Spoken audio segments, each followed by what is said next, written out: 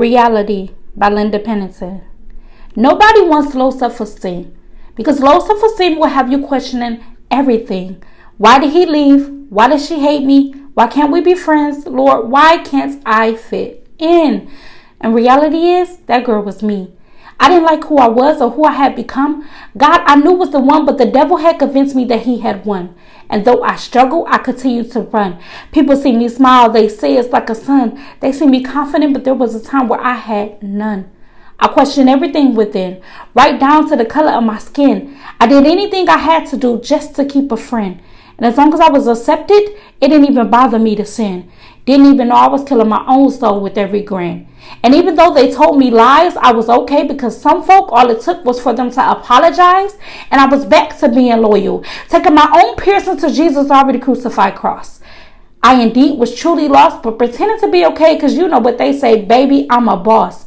Knowing I was hurting and questioning my worth, and even while I was birthing, people had their concept of who I am, but reality is you don't know me, only him. Because no matter how much your friends tell you, they won't tell you everything.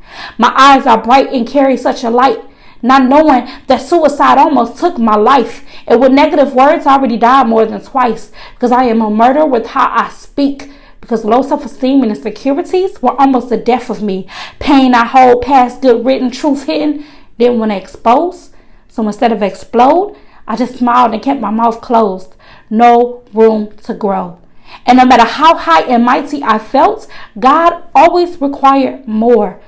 But I was trying so hard to be light, it didn't matter if I compromised my own life. And you say that's stupid, and now I admit it was, but I was searching for the world's love when love comes from God above. People often think that they can see, but behind this beauty child, this girl had enough of society using me. The neglect, the shame, the guilt, the pain, a girl ashamed of calling on Jesus' name because of the world perception mattered more to me than his perfection. And no matter how many Bibles I read or times I tried to keep my spirit fed, I was always neglecting the spirit within just to answer my why, Lord, why can't I fit in? And I never could be happy because I wasn't connected to the source. I allowed people to hurt me, leaving all wounds and sore, but of course they didn't know because I don't always wear makeup, but I could have fooled you though. I could make up reality, no evidence to be. You know, like I know we have to be shown for others to see, but I was wrong because I wasn't connected to the King. I was lifting my hands. I was claiming his name, but I wasn't following his rules. I was just playing the game. I wanted to be liked by people who never even mattered, because if they did, there's no way I would have been left so beaten and shattered. I let anger dwell rent free, and I had to wake up and see that my only log was only me. After all, people will only do what you allow them to.